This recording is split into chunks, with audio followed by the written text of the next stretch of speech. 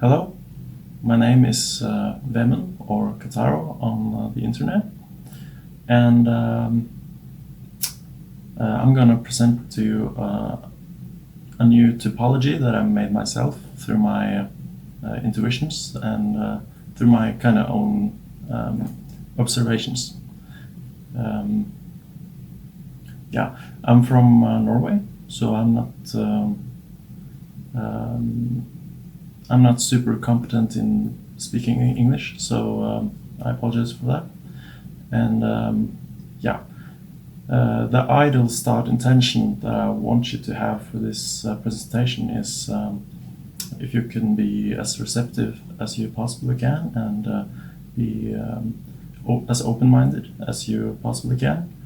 Of course, still be skeptical and yeah, because it's healthy to be skeptical, and yeah, I just want you to kind of have this heartfelt approach to me, because what I'm going to present is very new and unconventional. It's not what we are used to from the normal typology out there.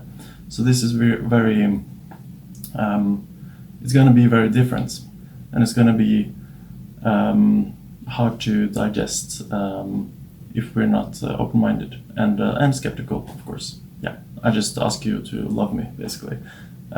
Yeah, and set that intention. So we are going to explain this theory that I've made. I call it Kataronics, and it's kind of rethinking reality a little bit, basically. So like Einstein says here, imagination is more important than knowledge, for knowledge is limited to all we know and understand, while imagination embraces the entire world and all there ever will be to know and understand. And kind of what it tells me, he kind of knew this. He kind of grasped this, like we have to start with intuition when we are approaching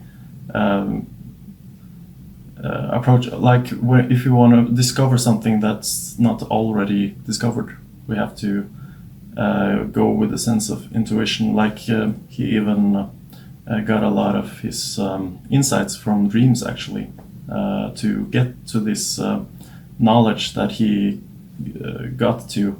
Even in his time, like you know, kind of he was kind of alone, right? Other people weren't like this is true. He was kind of grasping this intuition from within, and I feel like I did the same with this theory. Okay. Yeah, so it's basically about rethinking reality. I also have another picture here.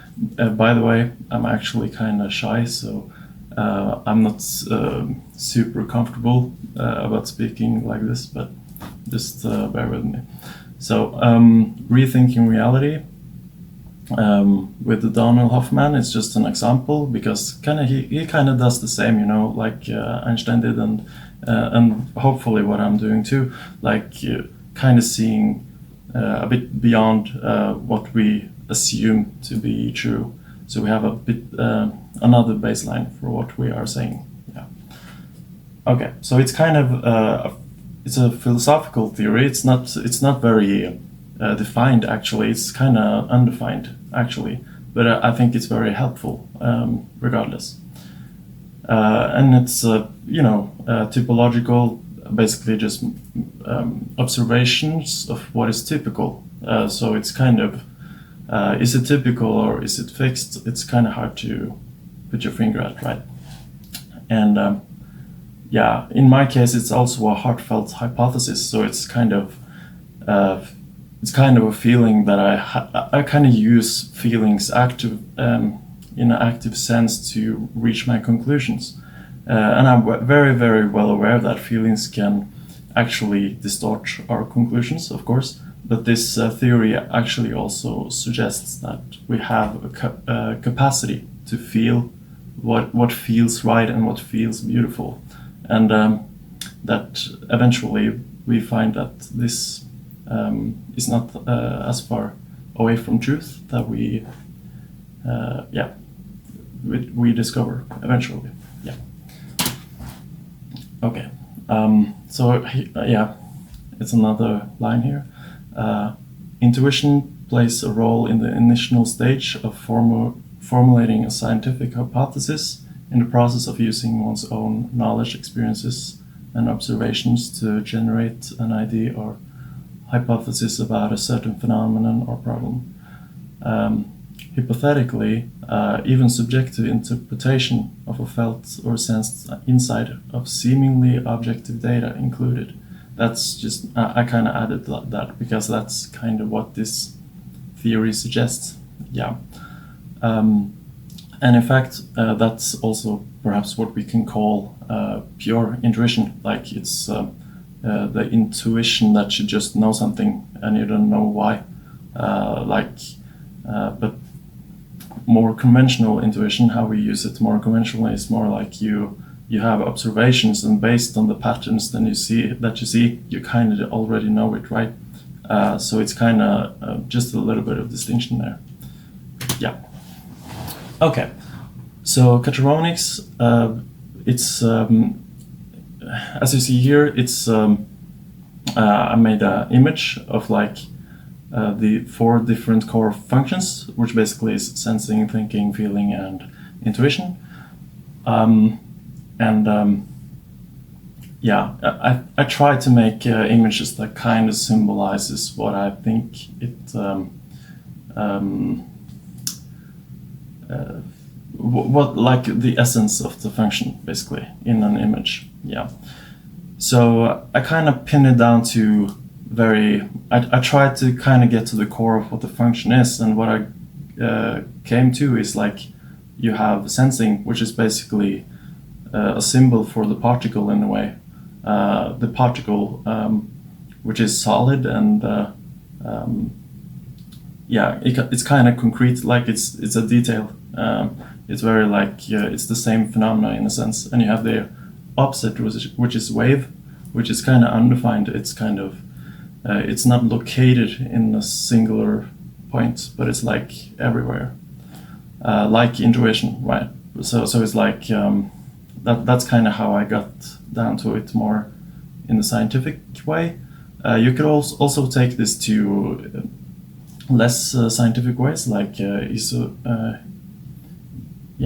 I don't know how to say that word, but like in spirituality, like in old spirituality, you have like spirit and matter, for example, and that's like the particle is matter and the spirit is the wave, right?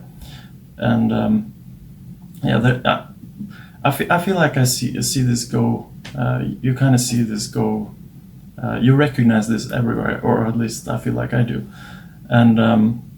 So that's 2 of the functions, and you also have thinking or feeling, and I kind of pin that down to heart and brain, which is not like it's not the final point of what it is about, but it's like you get the symbolic understanding, right?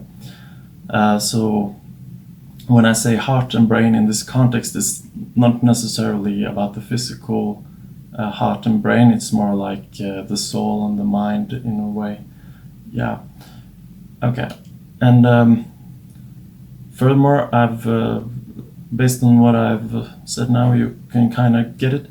It's like Fi and Fe I've called the soul spirit, because I feel like Fi is kind of soul intuition, and spirit is kind of it's defined differently everywhere, I know, but I kind of, when I use the word spirit in this theory, it's actually the collective mind, or collective values, actually, collective feelings. Yeah. So together they make heart awareness, which is awareness of soul and spirit, of what is alive, and kind of what is value driven, and kind of one experience thing. Which is related to love, right? Because heart and love is related. And Ni and NDE and NE, I pin down to metaphysics, which actually has been very, very what is it called? Very popular in the older traditions in humankind. Just recently we have been very scientific and concrete and not so much guessing. We kind of like more certainty nowadays, basically. But the metaphysics, or NI or NE, in my opinion, is actually an awareness of wave or energy, or non-local data in a way. So NI I have called lucid intuition, and NE I've called inventive intuition. And I'm gonna go closer into why I've been calling it this stuff, actually, when we get further into the presentation. So TI and TE I've been calling geometry, or form awareness. I've also connected it more to kind of mind and thinking than it seems here. And SI and SE, I've called materialism, but it's more like the perception of what we kind of see as obvious realities, and also time and space, actually. It's kind of SI is kind of perception of local data, while SE is more perception of I can take it later. Okay, so what I would talk about is kind of, it's the same familiar functions, but intuitive. It's like they're intuitively and deeply defined, or that's at least my goal with this. And the why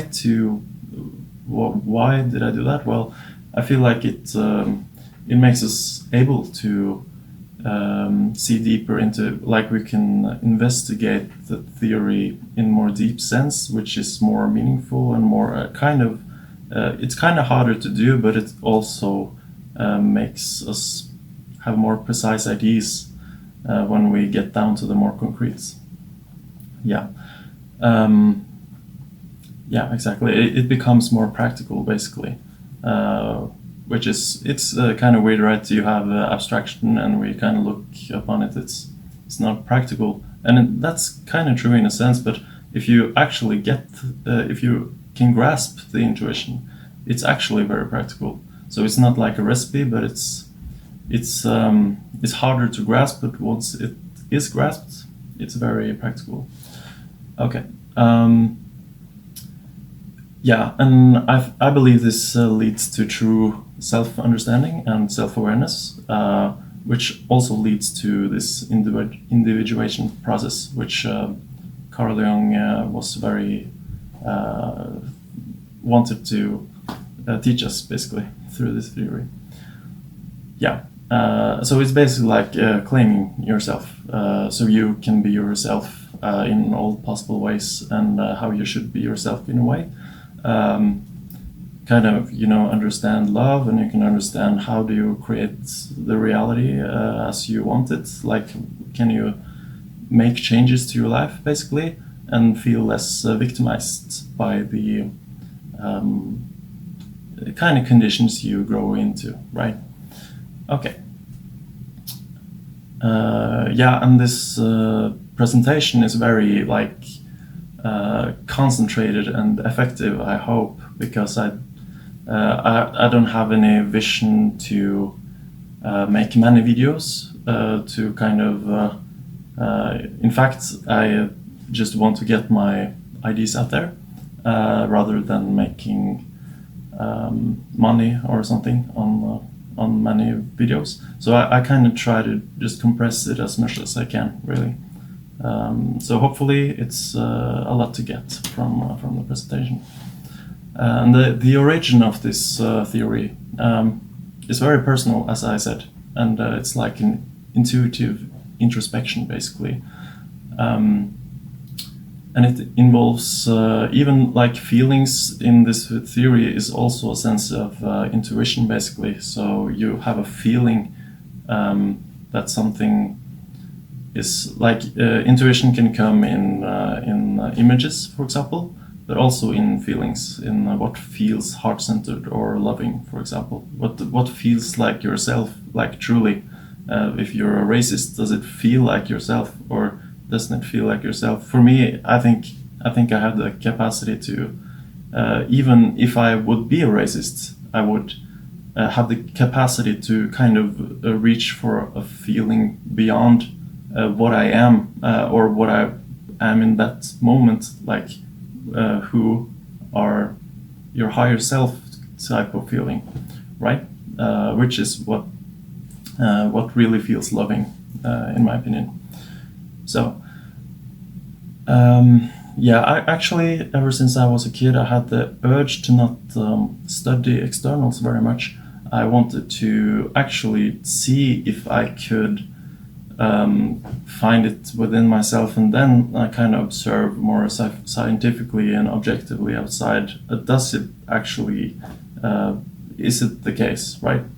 And I found later that's actually what Carl Jung also did, which you can look more into. But he found this content from the inside actually first, and then he looked on the outside to confirm what was right and what was wrong, and how is it actually out there. Yeah. So this system is kind of more a feeling dominant system, basically, while most other typologies is more thinking dominant. It has to make logical sense. This too, of course, uses logic a lot, but I see here feeling is more also relevant to truth, not only logic. Okay, so yeah, I basically try to listen to myself, and by that I don't mean who I am, I mean who I ideally am, or who I am as a soul. Basically, that's who I have been trying to listen to. Yeah, so it's very intrapersonal, kind of a FI typology, probably, maybe, which is useful, you know. It's not much FI typologies out there, I think.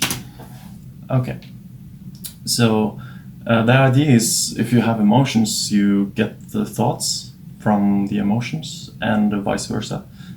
So the vibe of who I am probably determines what kind of theory this is, and actually I think nobody can separate themselves too much from that. Like, you kind of speak as you are, basically, and you make theories like you are, in a way, if that makes sense. I think that's it's very hard to like completely not be influenced by that, right? Both good and bad. Like this theory, of course, will have some bias, and will have some no bias. If I like truly did listen to my soul and got this content out of it.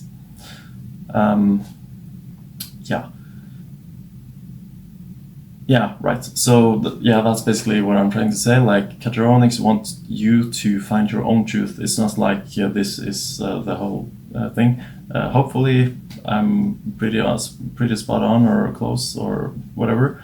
But if something here doesn't resonate with you, don't feel like find your own truth. Like, if something feels wrong that I'm saying, then probably maybe it is wrong, or it can be other feelings that kind of actually, when we listen to new things, it's hard to digest because it's not familiar, you know, and we like to be familiar with what we are seeing. So be open and receptive, but also listen to yourself, of course, to your own logic and own feeling. Okay. And yeah, just more story about me. My initial meeting with MBTI actually felt like some existential recognition and feeling. So when it was on a school, actually, I heard about it, and it's like, this is the best theory on reality that I've ever heard, and it evoked this like existential emotion basically in me, and I could feel like this is it, like, yeah. And that was just a conventional MBTI, and I didn't see it like that at all. I was just yeah, it just made sense to me that this was something I already knew, and I just didn't know the like specifics, and MBTI kind of helped me to get those specifics. Yeah, so I want this theory to be a heartfelt awakening. It's a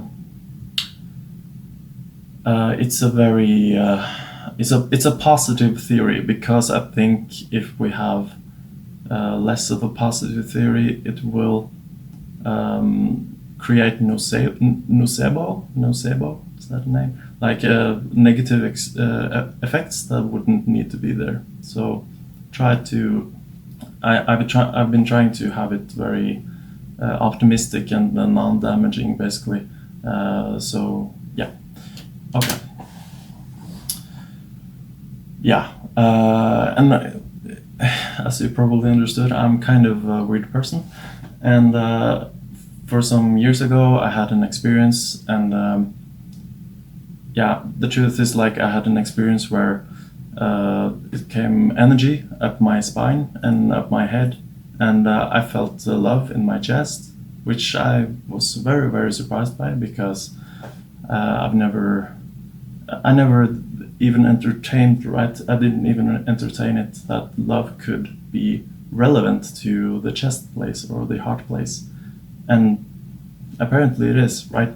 And we can see this from all text, like this image to the left, to the right, is from a CIA book, and they probably took it from esotericism or something. But that's basically an image of what I felt, of my experience. You see it, like, I had this laser come up from my head, and I had a bubble around me, which felt like love. This bubble around me felt like love. It was really, really, really intense, and I've never been loving myself so much that I did in that experience, and I felt in love with the world and with everyone else, and it was just like, it had to change my life, to say it like that. I had to rethink everything, really, and I didn't know about this stuff at all. I found out later we have like this electromagnetic field around our heart, and which makes this bubble, right? And this bubble was established for me in that experience, and yeah, it was just unreal, right? And I didn't know about anything of this. In fact, I wasn't even religious or spiritual or none of that. I had like this feeling always since I.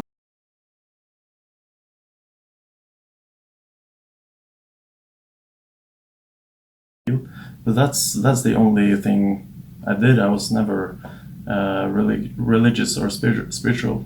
In fact, I was kind of afraid of spiritual things, because I think like I felt drawn to it, but it was too unfamiliar, and it looked scary. Like I was kind of very down to earth, actually, as a kid. Okay, so I'm kind of a feeling feminist in a way. I want to kind of reclaim the truth of FI and FE, because I feel like it's kind of suppressed functions in a way. It's like we talk about them like they are just values or value systems, but I don't think that's the whole truth. I think that's a very like reduced version of the functions. I think FI and FE is much more about who we like, feeling who we really are, kind of, and you know, it's really both, because of course I'm very, very aware that the body can trick us with feelings, like we're angry, and we are tricked to do things like that. That's what we say, right? sorry for yesterday. I was angry. I was not myself, right? So kind of feelings are kind of both. They're like, if you're angry, you're probably not yourself, and then you're gonna act in ways that you wouldn't do otherwise.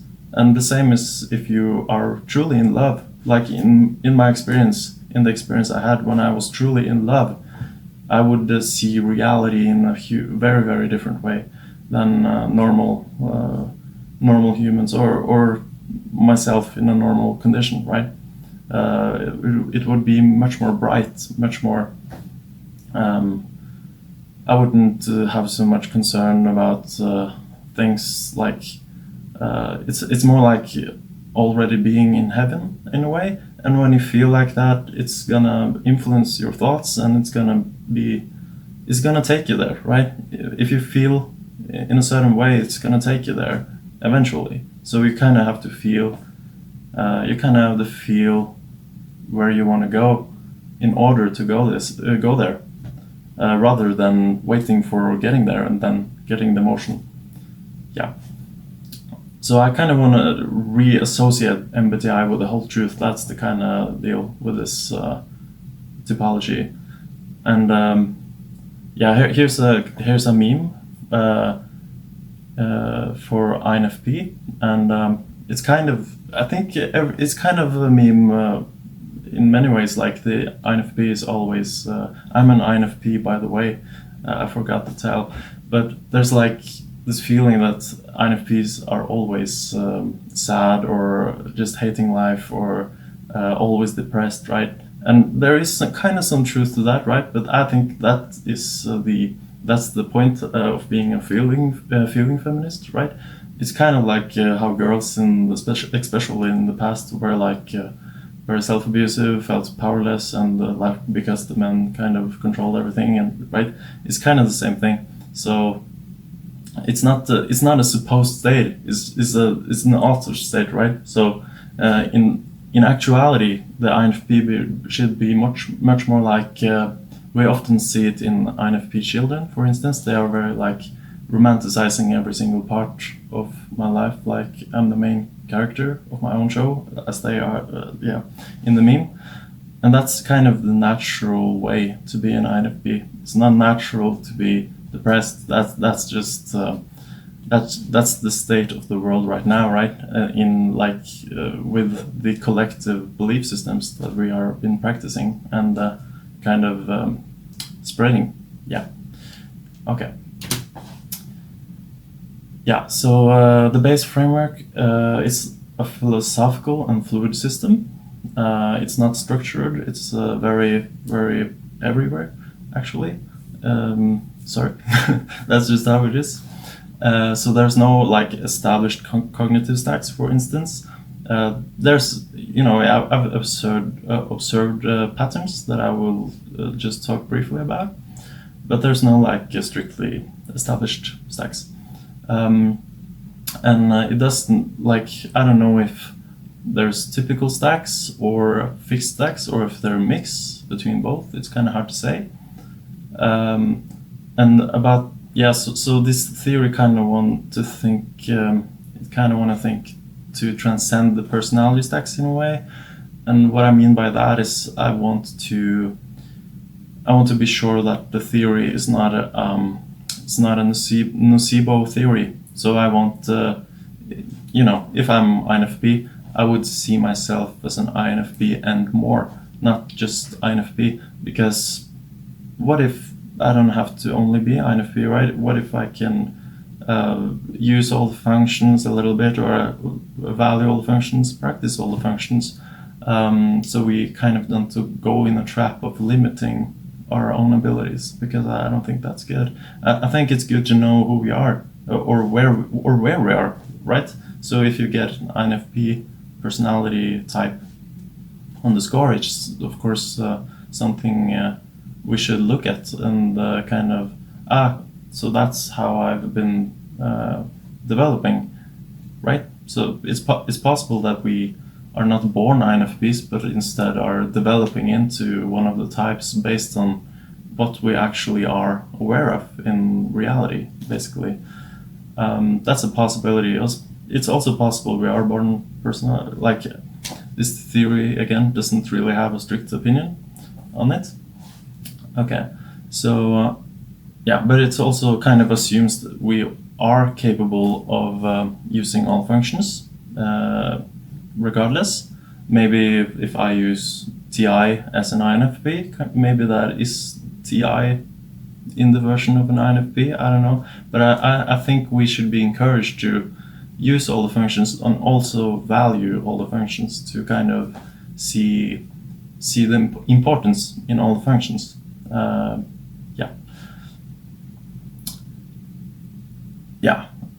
Yeah, that's exactly what I said.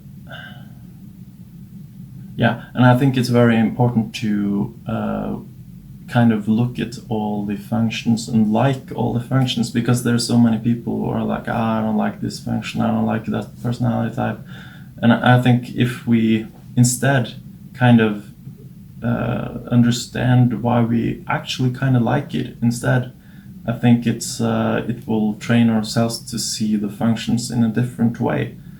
Because if you look at the function and you feel like, I don't like this function, you're gonna basically associate the function with maybe things it's not, right?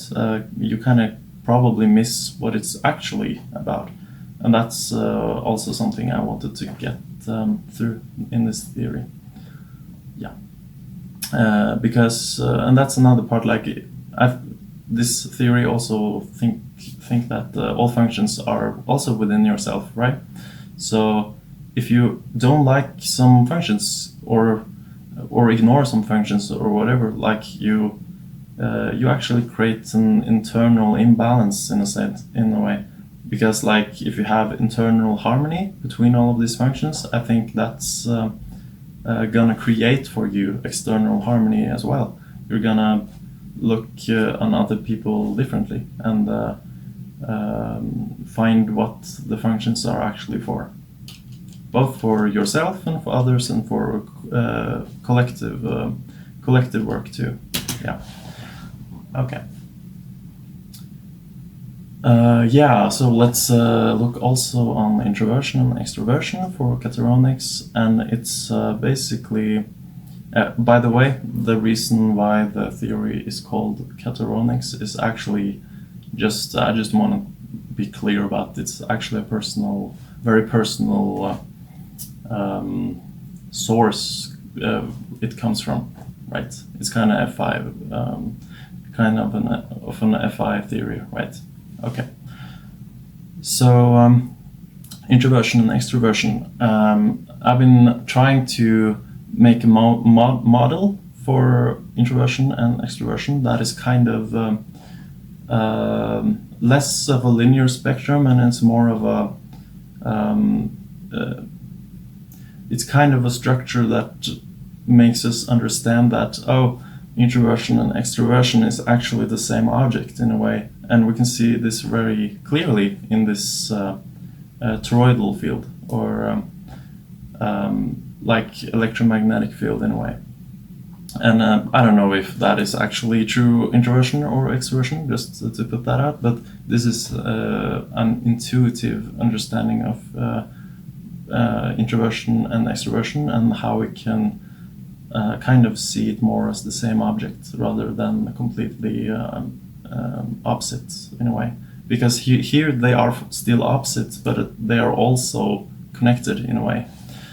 So yeah, you see the blue eye in the middle of the toroidal field is like the introversion, introverted data, or like source of information, and you have extroversion is like the bubble around, and then you have ambiversion is kind of the middle, like where it gets sucked in and out of the toroidal field. I think this just kind of can help us understand introversion and extroversion in a different way than we have done before. Yeah, and yeah, you can see like the super introversion and super extroversion is kind of like in the sweet spot in the middle and in the outside. So that's kind of why I think it's easy for us to see the difference between them. Like we see, this is external and this is internal, because we see they are opposites in one way, right? But as I said, I think this theory makes us think a little bit different. Yeah, and the toroidal field is also probably a more core structural in our reality than we actually know. Like in my experience when I had this around me, this toroidal field, and felt love, basically. Yeah, it's possible that everything is made of this structure. Like this structure is the more primordial structures that makes up this reality, basically. There's many theories on that already. Yeah.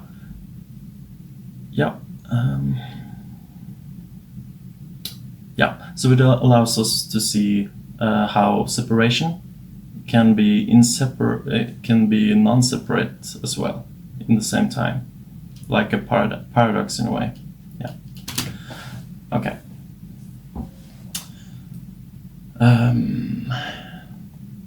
Okay, so the first function we're going to tackle is sensing, which is the particle or matter or earth or habit or solid location in a way. So it's kind of the divine particle. There's actually a theory I've seen, like I don't know if that's true, but it's like it was this theory that the quantum field is actually every particle is actually the same particle. It's a theory. It's probably maybe true. I don't know. That basically just manifests itself everywhere at once, like in hyperspeed, much faster than the speed of light. So it's everywhere at once. Maybe that is the case. So I just took it in there, and I think sensing or particle is basically creating space-time. And I think then SI is time and SE is space. So I think time and space is kind of very, in common typology, we often say that the sensing people are the ones who knows reality, like how reality works. And this is kind of a direct parallel to that, because time and space is that's kind of what we think reality is, right? We think it's time and we think it's space, and all of the normal things. So I think sensing is actually related to separation. You can say that this particle, right, is kind of separate from, it kind of separates itself from the quantum field or the nucleus or center in a way. It kind of moves away from the center and manifests a potential. Like there's a potential that this particle can appear here, right? And thus also probably related to experience, because it means you can have separate experiences with separate qualities. And also this theory is going to suggest that the sensing world is actually not the real world as we would see in normal typology, but instead it's actually the it's kind of the fake world in a way, but it's not fake because it's still, like, even if it's imagination, it's still an experience and something to experience in time and space. So it's not fake, but it can be kind of artificial in a way. So it's kind of a virtual reality system. That's how I see it. That's and maybe that's wrong. Maybe it's wrong. So it's just an idea to entertain. Okay. So the divine particle. Right.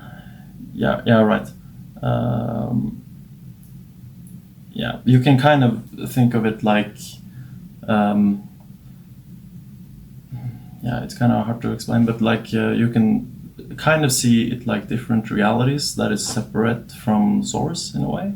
And to put that in the most practical terms that I can think of, is kind of like a human has their own experience through their own body. Maybe we can actually take cat and human too as an example. Like the cat has its own kind of system, so it's gonna have a different experience about what life is, kind of his own virtual reality that makes like, I can see like a cat, I can see some other colors, I can see in the speed and so forth. The human has another one, right? That's probably the most practical way I can think of right now. Like, and probably if I want to think even larger on it, maybe we could say that this universe where we experience space and time, maybe there's other like a multiverse with more universes that have kind of different rules, kind of time. Maybe time and space is there too, but functions somewhat differently. For example, it's just an example for if you want to think even larger on it. Yeah. Yeah. So this function is actually about the ability to see manifested detail.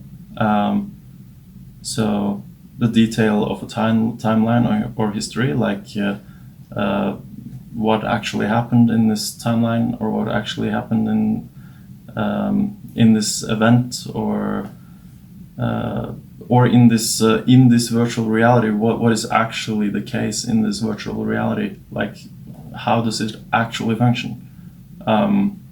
Yeah.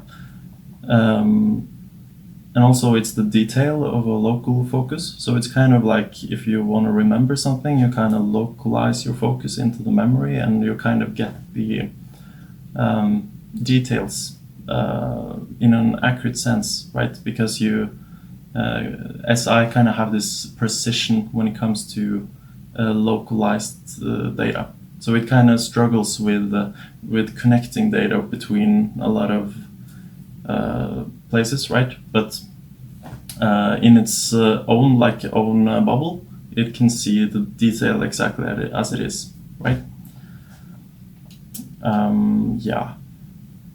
Yeah. So it's related to the identity of separate data. So we can think like, okay, if the quantum manifest these particles over here, and it's like 10 particles in a very specific shape or way, the SI would locate, oh, this looks exactly like this, manifested exactly like this. It's the identity, yeah. Okay. Yeah, so it's related to experience within time and space. It's actually a long time ago I've written all this, so I kind of have to remember as I speak. Yeah, so it's the ability to perceive and relate with the VR. So you can basically experience the VR, the virtual reality. If you're a cat, and if you're a cat, you have the ability to experience reality exactly like a cat, because you are kind of tuned into the local data or local identity of how this works, right? So you're kind of identifying with the experience, and that's why you have it. So the cat will always believe that he is a cat, and actually probably forced to believe it in a way prior to the conscious mind. So the cat is kind of forced to believe that he is a cat until he dies, and that's kind of that's supposed to happen. That's not a bad thing. That's a good thing. Okay. Yeah, so it's strongly related to and same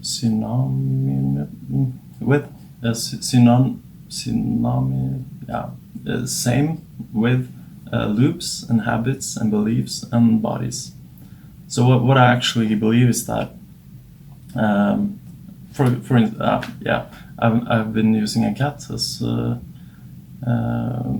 we can use a cat. So the cat will have her own body, right?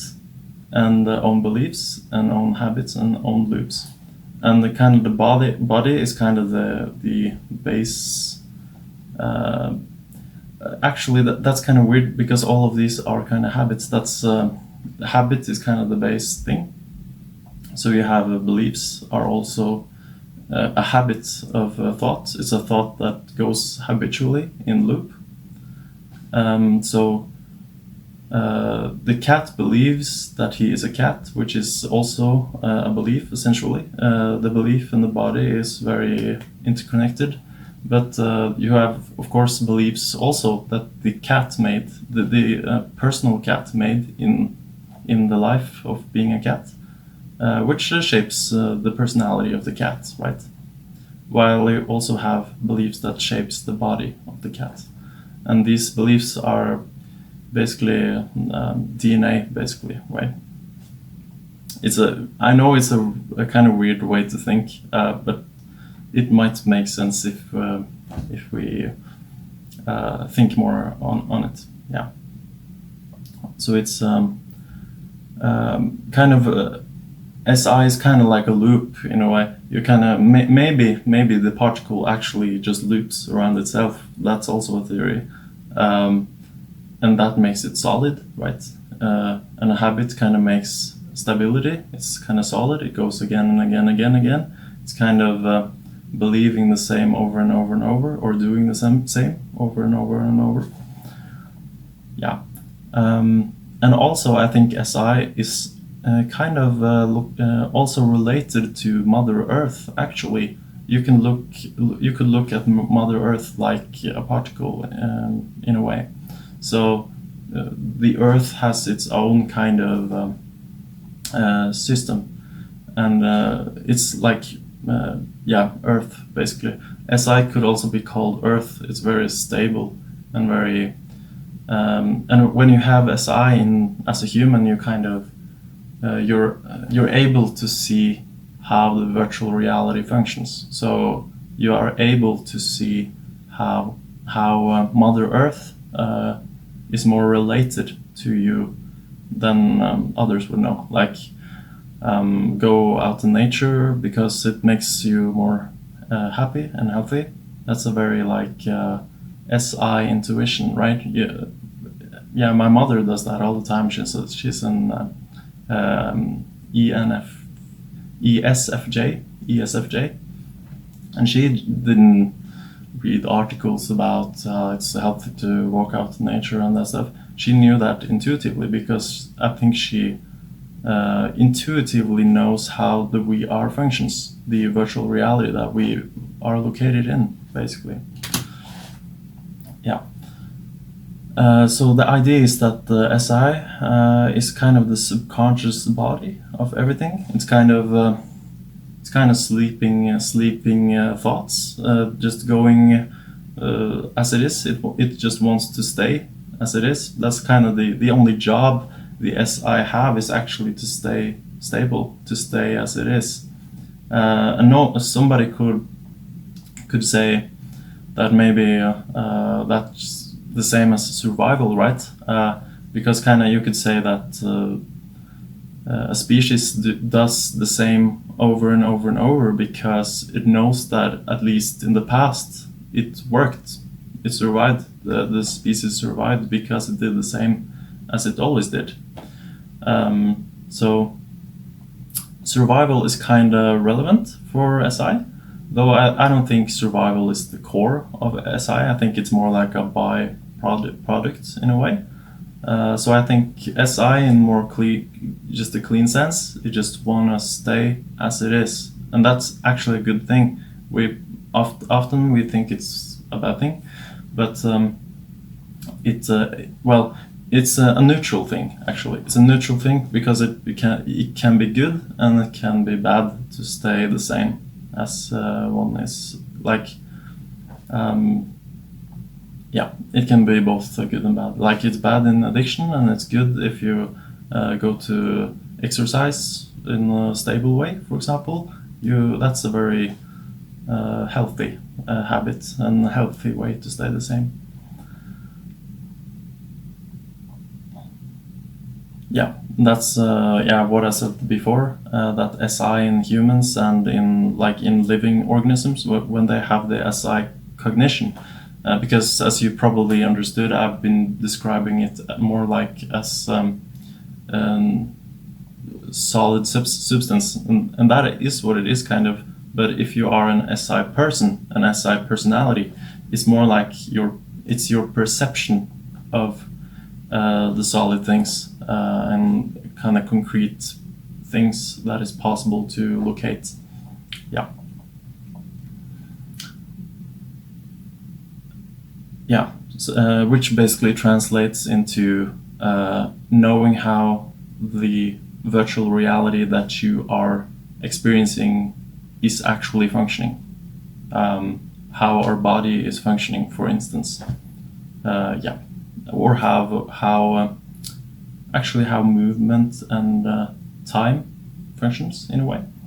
Also, okay. Yeah, and also it actually can help manifestation as well, though that's kind of an indirect effect. So, for example, if you use habits as a way to get stronger because you get to the gym and you establish this habit that makes you like do it actually automatically, you start to live that experience in the automatic sense. And that can help you manifest an outcome that you wanted, like getting more buff or disciplining yourself in some kind of profession, for instance, so you learn how to be that person. Yeah. Yeah, and I think it was Carl Jung who said this, not sure, but like to heal, we need to make our subconscious conscious, and that is I pull that up because it kind of makes us understand why SI is very important to us. Because if we have subconscious programs kind of just going in our body or in our psychology or in the world or everywhere, and we actually kind of don't see it, we can't change it, right? So we got to see it. We got to see what is actually going on here, and then we can apply change to the habits, right? So you can see that. For instance, if you would be a bully, for instance, you gotta kind of recognize there is some kind of tendencies, just I'm doing them automatically, right? And I'm being a bully, and if I don't see that I am doing that, I can't actually change it. I gotta like confess to myself that that's actually what's going on in this structure that I am living in, and then you can apply change to the structure. Yeah, so it's very important to have this perception of what is actually going on in the virtual reality. Yeah, which is very related to shadow work, which is kind of the main thing about Carl Jung typology, right? So it's kind of about not kind of recognizing that we are not whole, or we don't use our psychology in the best way possible, and we might give too little importance to certain functions. So shadow work is actually about looking into your structure. What is there? What is going on? And then you can transform these habits. So you can make a habit that makes you able to focus more on functions that you didn't respect or didn't even know existed before, for instance. Okay. So the existential purpose of SI, because in this theory I always look for what is the purpose, why is it here, and the actual purpose of SI is to allow ourselves to have an experience. And why do we want that? I think kind of consciousness or souls or what lives kind of wants to have experiences for whatever reason, maybe love, maybe fun, maybe both. I'm probably going to talk more about that actually in further down the line. Yeah, and it is assuring stability over time, this SI function. So what that actually means is like it's our capacity to habituate something good, some like heaven, like the capacity to live in a stable environment where everything is ideal, as we want it to be, right?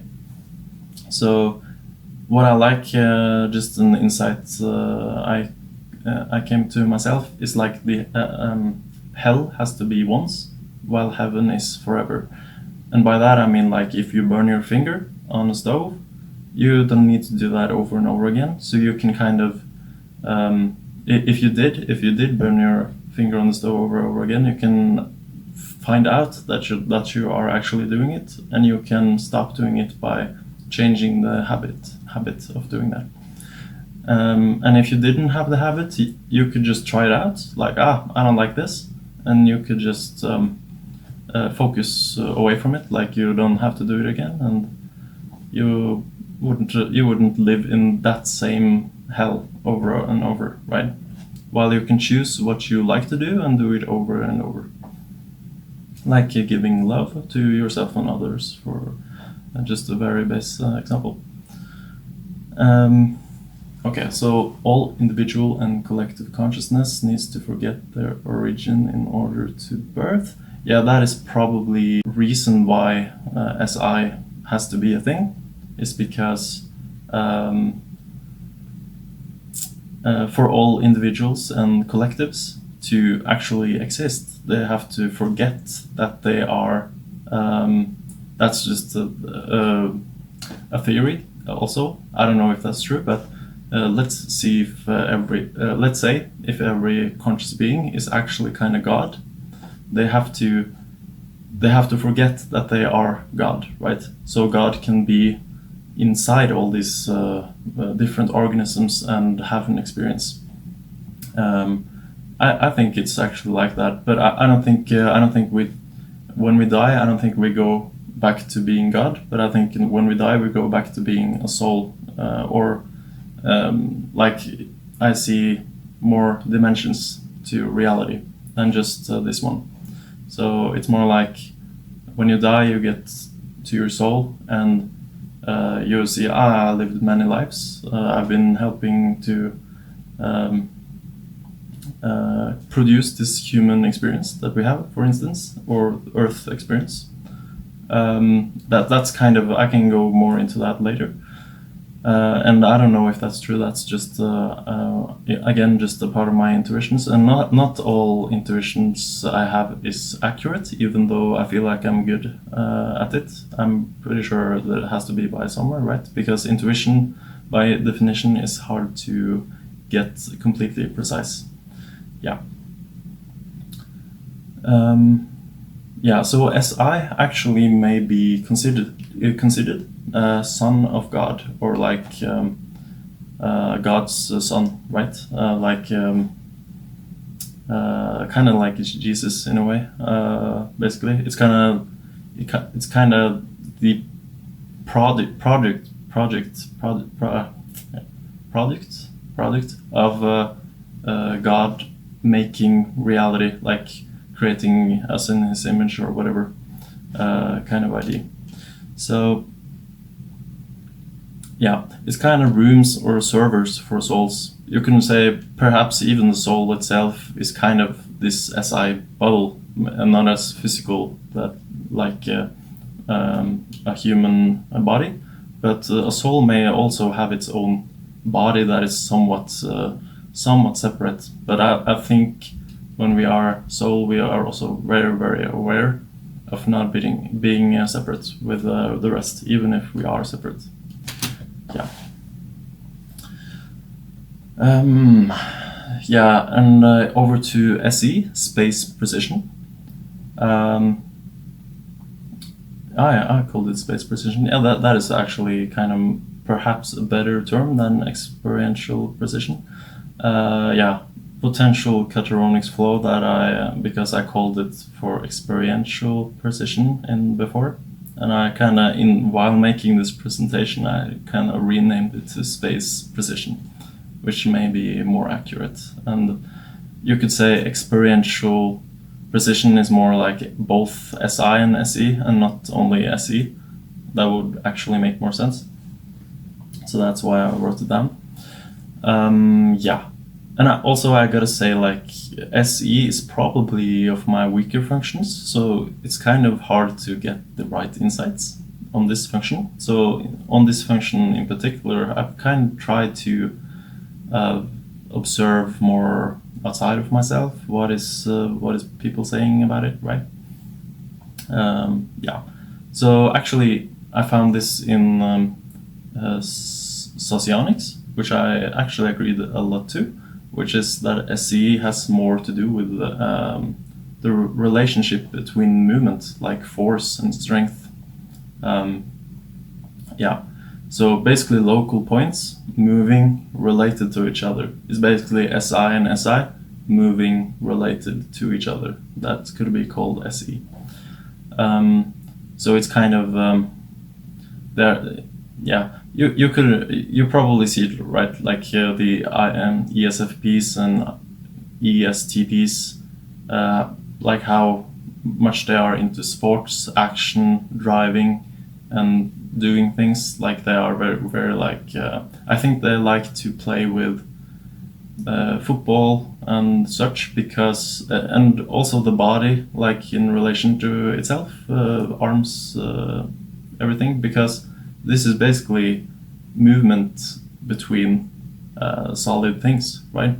It's basically football is a very, very pure example, because you have basically like this one particle being kicked around, right? And the SE kind of likes to see this ball relative to movement of himself, right? And what he can do with that movement.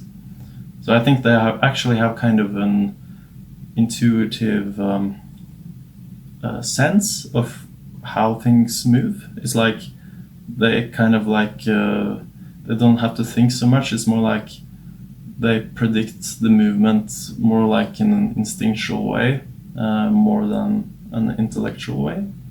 At least SE, like pure SE. And yeah, space allows for experience. Okay, so space precision basically allows for experience, such as the ability to dance or play football. Yeah, and of course, the better SE, the better you can kind of understand these movements, and so you can dance better, play football better, yeah, so forth. And developed C, kind of, yeah, I already talked about this actually. No, I didn't. Okay, so it's kind of the ability to intuitively or instinctually use the body as a way of thinking and feeling. It's kind of a very interesting concept that I didn't go so much into myself, but it's like a form of meta doing. And what I mean by that is like, if you smile, things happens in your body, right? So if you start with the smiling rather than feeling happy or thinking happy thoughts, if you don't think happy thoughts and don't feel happy feelings, but you still physically do the action of smiling, it's gonna do things. It's gonna kind of influence your body to make you actually think better thoughts and feel better feelings. It's like you start in the body, you start in the movement, and you get the effect of starting in the movement. While I would more personally, it's easier for me to see how movement stems from feeling and thinking rather than vice versa. But this is like a more holistic way to see it. Yeah. Yeah, so I was kind of proud with that insight actually. And understanding of force and power. yeah, that I already covered that. Yeah, so they have like an understanding of how environments are moving or changing. So I would think if you're an SE with kind of an emotional awareness as well, you can probably sense how the emotions are moving in the environment. And what I mean by that is like you actually kind of you can actually kind of feel the movement of how things are happening and how like how the relationships are going, and like you get an overview over multiple trajectories in a way, how things are moving in what in relation to each other. Yeah. And the existential purpose of SE is probably allowing for experience or adventure. As I said earlier, that's probably more the S function actually, which is the thing here. But of course, both SE and SI, they are kind of two sides of the same coin, so they are both needed for that to occur. Yeah, so it allows collective space for heaven building and heaven creation. That's I believe that is accurate to say, kind of, because it kind of allows this separation where we have a space between us, like I'm here and you are there, and since we're separate, we can dance and we can have fun together in new ways that probably wasn't possible before, like before this manifested as separate things. And yeah, it allows us to embody moving symbols or any energetic expressions. Yeah, like for example, dance vibes, or like actually yoga. Yoga would make sense. Like you have different poses in yoga, which kind of can inspire us to, like, maybe a better example, if you stay in like a victory pose, you will more naturally feel victorious and think victory feelings, right? So it kind of allows. I kind of see that like a symbol in a way. When you stand in a victory pose, it's kind of an energy to it, right? And yeah, it's basically it makes you master the physics engine and the virtual reality, kind of the surface level manifestations of that reality, because when you master that kind of reality, there's a lot of things you can do more easily. Like you know that you can just move this share from there over to there, and you don't have to do anything spiritual in order to do that. You just move it, and that's the most effective way to manifest that outcome. Like the most effective way to manifest that chair in that other place is just to carry. Sorry, my phone just died there. So anyway, yeah, in order to move this chair to the other place, it makes sense then to just do it physically with a very like realistic mindset, and not going in a spiritual route to do that. It's actually much harder to do it in the spiritual way. So there's a lot of things in this world that's much easier to manifest by doing it in the old-fashioned way, basically. Yeah, and that's kind of the idea, that you have. Yeah, you can do a lot of things almost for free, right?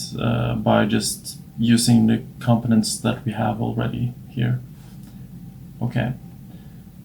And I guess I kind of also wanted to address that, because I remember, like I said, there was a lot of intuition going on in the SI and SE functions, and it kind of is, right? But it's kind of an instinctual intuition that is more like the ability to tune into what is already manifest, kind of deal. Like if you're human, you kind of have instincts about what we have done for a thousand years back, right? So this intuition that sensing can do is very like it's kind of reading the unconscious programs that's going in this reality. That's kind of intuition that sensing is able to do. And we're going to look on the actual intuition function now in the next video. So yeah, I'm going to talk about that video now. This video ends here, and I hope the ideas about sensing had some appeal, or gave you some insights. Okay. Thanks for watching the first video.